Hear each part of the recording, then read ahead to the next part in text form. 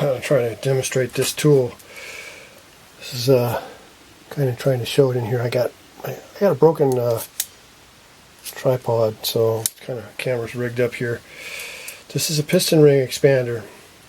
I dread using this tool because I always think I'm going to break a piston ring, but you know, trying to do it by hand is maybe just as bad.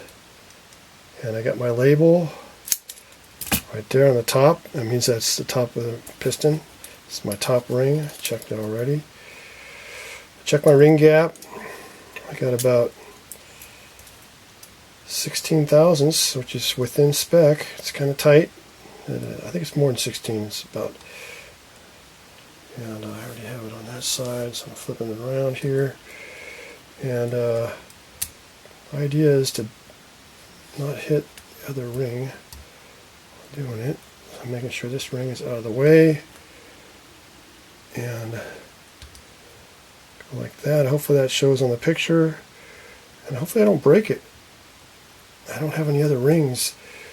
You put the back on first and you just try to go real slow until you get it big enough to where it would just slide on and gently push it down.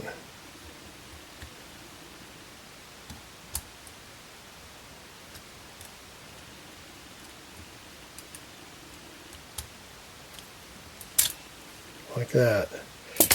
And I didn't break the ring. Expands the heck out of the rings. But I've broken rings before.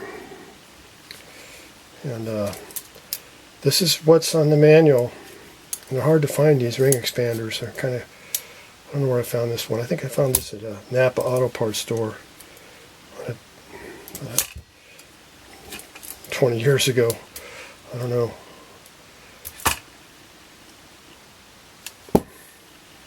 That's how it's done.